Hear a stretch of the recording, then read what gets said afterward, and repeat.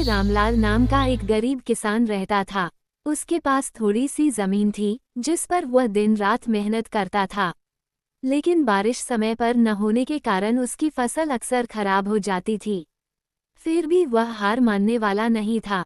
हर सुबह रामलाल सूरज निकलने से पहले खेत में पहुंच जाता और देर शाम तक मिट्टी में पसीना बहाता। उसकी पत्नी भी उसका हाथ बटाती थी और उनका छोटा बेटा स्कूल के बाद खेत में आकर मदद करता।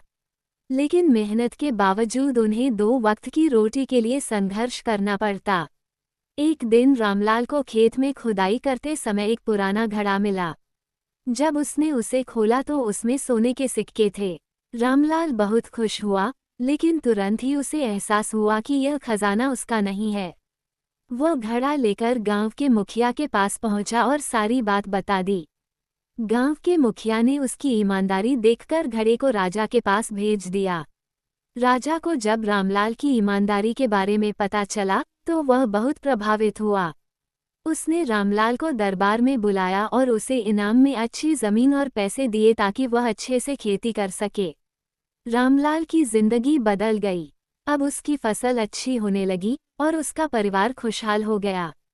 लेकिन उसने अपनी मेहनत करना नहीं छोड़ा। गांव में सब उसे आदर्श मानने लगे और उसकी ईमानदारी की कहानी दूर दूर तक फैल गई। शिक्षा: इस कहानी से हमें ये सीख मिलती है कि मेहनत और ईमानदारी का फल देर से ही सही, लेकिन मिलता जरूर है। धीरे धीरे उसकी मेहनत रंग लाने लगी।